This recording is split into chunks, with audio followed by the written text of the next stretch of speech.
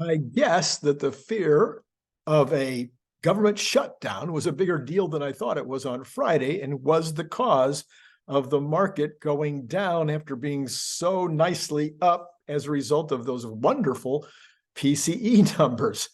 And now the government has gotten a bill passed and kept the government open for another 45 days, and the pre-market is responding to it in the opposite way, of course, that it did on Friday. They're very happy for some reason to see that the government is going to stay open. We also will be looking for those Tesla numbers first thing in the morning. And if they're anyway good, we could get a very nice bounce, given that the market will also be positive, theoretically, tomorrow morning, barring any crazy news overnight. So this is Randy Kirk. Hit like and subscribe and notify, because all of those things help the channel, help this channel grow and become more successful. I just appreciate you guys so much. I also want to thank some of my longtime supporters on Patreon. We've got Walter, we've got Colin T, commonly lots and lots of commentary from Colin T, Jeffrey H, and Peter Renee J. At the end of this, I'm going to tell you about a new approach on Patreon. I'm calling, I guess, breaking news, or I don't know what I'm going to call it, something like that. I'll talk about that after we get done with all the news here. By the way, I might be late tomorrow morning with the After the Bell show, because I'm going to wait for the numbers to come out from Tesla. Now, they should be out in plenty of time, but I just want to let you know, I will wait an extra 15 minutes if necessary. That would have me coming out about 7:25 instead of 7:10. I'm not going to wait any longer than that, because who knows with Tesla, they're almost always before the market open on the second day of the month when it's on a weekday. But, things could change. All right.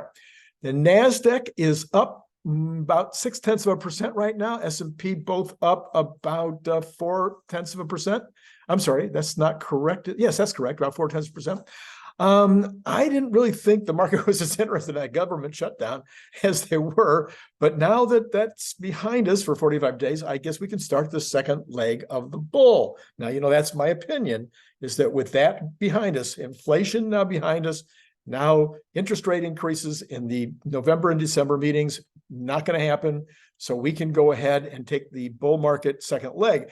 Now, there are people out there, not many, but, I just want to report everything. I want to be sure that you hear both sides of the story. There are people out there that are saying that this most recent increase in the markets was just a bounce on the bear market. It wasn't actually the beginning of a bull. Man, that's a long bounce from October until September. I don't know. I mean, September wasn't great, but okay, October to August, that's a really long bounce on a bear market. I reject that. I might do an episode one of these days where I kind of take all that into consideration and give some of both sides of that issue. Let me know in the comments below if you think that would be worthwhile. Of course, oil problems, wars, pandemics, those can all change anything. But for me, outside of some weird news, we are in the second leg of the bull. All right, what's going to be happening this week that we're going to be looking at each day when we get up in the morning and you see my show After the Bell, which of course you hit notify, so you make sure you see all of those shows. So on Monday, nothing happens before my show. So these are things that happen later in the day that I'll be reporting on Tuesday. But you've got the S&P final U.S. manufacturing purchasing managers index and the manufacturing managers index. Both of those will be coming out on Monday morning, but too late to report on. And then construction spending. The street is not taking a position on the manufacturing PMI, but they aren't taking, I'm sorry, I got this wrong. The other one is the ISM manufacturing number. They're expecting to pop up a little bit, even though we've been seeing an awful lot of things suggesting manufacturing was going the other way. Not sure, don't have my own personal opinion on that. Construction spending going up 0.6% after going, that's their estimate, after going up 0.7% last month. On Tuesday, we will have job openings. This will be an important one for the Fed. The street is believing that there will still be 8.8 million job openings. That's what it was last month after coming down fairly dramatically from the previous month. I wouldn't be surprised to see this number continue down. I would say that everything that I'm hearing around is that the big corporations and even the middle-sized corporations would be having less job openings now. And this number is way out of whack compared to normal. So I think this could be settling down and be under this 8.8 million, which the Fed would very much like to see. This is a number that they look at and that they care about. Then we have on Wednesday, we have ADP employment. This is the first of the employment numbers that will be coming in over the 3 days, and they will be rocking the markets, of course. The street is expecting ADP employment numbers to be only up 150,000 compared to 177,000 last month. That, I think that's a possible. That's a possible. S&P final U.S. services. Now we had the manufacturing PMI, our purchasing managers index, up above on Monday. This is now on Wednesday, too late to report, but I'll have that on Thursday. The services purchasing managers index, I thought those usually came on the same day, but apparently not this time. The street has not got a number on that one either right now. Last month it was at 50.2, which would be slightly bullish. Factory orders are also coming out later in the day on Wednesday. Those are expected to be dramatically up by the street anyway, believing that they'll be up 0.3% after being down 2.1% last month. That's a pretty significant change. And then ISM services expected to be at 53.6%, down from 54.5% last month. Again, everybody's looking for, the Fed in particular is looking for services to contract a little bit. They'd like to see that happen because the services have been contributing a lot of the inflation. On Thursday, we will have initial jobless claims. Those are expected by the street to be around the same number, been just over 200,000 for the last few weeks. Yeah, I think I could go along with that. I would expect the initial jobless claims could begin to, no, I think not. I think that they're going to continue to be around this number as we go forward. I don't see a lot of layoffs coming. I think companies are really pretty happy maybe with where they are right now on their employment. And then the U.S. trade deficit number comes in that morning as well. We'll be reporting on that Thursday morning. Friday is the big day. Yes, that is the day when we get U.S. employment report. That's expected to be down like the ADP report, down to 170,000 compared to 187 last month. U.S. unemployment rate to come down a tick to 3.7 compared to 3.8 last month, but had been around 3.5 previously. I'm sure that's because they're expecting not to see this big increase in the number of people looking for jobs. And that's, in fact, maybe a decrease in the number looking for jobs, which would contribute to that. U.S. hourly wages are expected to go up 0.3%. The Fed would not like that, but they wouldn't hate it. They'd like to see 0.25. They're looking for a 3% annualized rate. Last month it was 0.2. The street is looking for 0.3. Hourly wages year over year last month was 4.3. The street, for some reason, is not taking a bet on that one. And I'm saying 4%. That's my number, okay? You can check me later. And then consumer credit comes out as well. And the street is expecting that to be up dramatically over 10% to 11.7 billion. This is a big issue to be watching in the months ahead. Okay, we've got Travis, the Travis County School District. I don't know why this is getting a headline, but I wanted to report it anyway because I think it's an important issue that is going to be maybe breaking out in the next months. The Ames Independent School District voted to create a police department earlier this summer to better comply with state mandates. The district, which encompasses 32 square miles in Greater Austin, explained in a memo that patrol vehicles are required for rapid deployment to its campuses in case of emergency, so they needed a fleet of cars. Well, in a video posted on X, the social media platform formerly known as Twitter, Ames ISD Superintendent Jeff Arnett explained that the district followed the legal procurement process, solicited bids for patrol vehicles from more than 90 vendors and auto dealers. Arnett said the district was not looking to purchase electric vehicles, even though they're in Austin, but traditionally fuel-powered vehicles, such as a Chevrolet Tahoe or a Ford Expedition. They're either more costly or will be back ordered for more than a year, is what they found. Look at that. Isn't that interesting? So they ends up buying their entire fleet of Tesla vehicles. Now, this is a big market that I've been talking about ever since I've started the show. I can't understand why the government is not leading the way in buying electric vehicles. Here's in Austin, Texas, here's the school district going to buy their fleet, and they're out thinking, well, we're going to buy, an ICE car. I mean, holy mackerel, why wouldn't every government in the United States be absolutely mandating? If you want to mandate something, it's okay for governments to mandate. Hardly anybody cares about that. I'm okay if you want to mandate those to be electric. I don't know. That's crazy. Also, I'm just wondering, will the Austin School District have to take delivery of these cars in New Mexico or someplace because they can't buy directly from a dealer in Texas? I don't know how that's going to work out. Okay. Some are reporting that Bill Ackman is, the big investment whale, that Bill Ackman is considering taking Twitter, now called X, back to being a public company.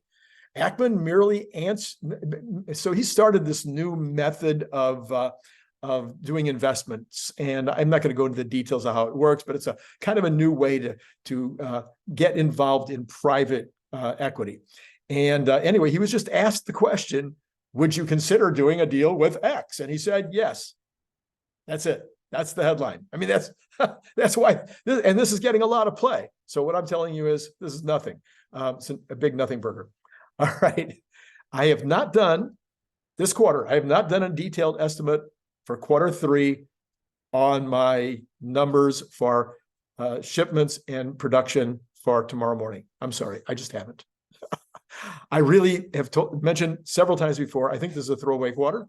I don't think it matters. I think what matters is the year end. Elon had already told us in advance that it was going to be a lower quarter.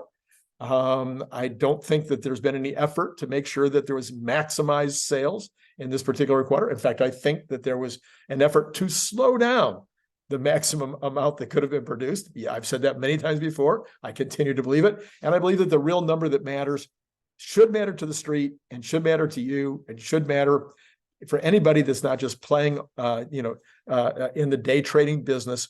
The real number that matters is the year-end number. And I want that to be at 1.83. And if it's 1.81 or 1.8, it's not going to matter. It's not going to change anything. But my number is 1.83. Okay. But because a lot of people want to know, I did grab this from at Tesla Care AV. Tesla KAIRAV. Anyway, he made his own prediction at 450. And he put together a list. He made his own prediction at 451, 443. I cannot enough is at 435. Curious Peggy. I don't know who these people are. I don't know if they're all legitimate folks that have done analysis or not, but 437, 363. Tesla fan metal. I'm forgetting his other name, but anyway, he's an important one. 440. He's saying try Tesla like at 441. People are kind of all in the same range here. Tesla podcast at 444, 914. Gary Black at 445. Oracle Tim 1 at 449. I guess he gets the winner for the highest. Maybe no. Here, Emmett Peppers is at 450, and our own Brian White is at 451, 443, although he believes that the production number will be 441, 443. I love everybody that's got these down to the actual thousands. I would have thought maybe it should be 451, 443, 312, or 690 or something. Anyway, and Brian, by the way, was the closest in the last quarter, and I was second closest, but I didn't decide. I decided not to put in my bid. I mean, I guess I could have gone 452. Now, by the way, the consensus from Tesla is 454,809. So everybody is, now that we're down to the last minute, everybody's kind of jumbled around to this 440 to 455 is the highest, the lowest 435, I guess here. So it's got a lot closer here at the end. If we hit a number like 460, the market will like it. And there might be a nice bump tomorrow in addition to the bump we're already going to get because the market will be up. Anyway, let's take another quick look at the pre-market activity. Let's get it all in here. So what we've got is the pre-market is still up. The Dow is up 0.43%. at 144 up. We've got the S&P also same percentage, and we've got the NASDAQ futures up 0.6 that's an 89 points up in the pre-market.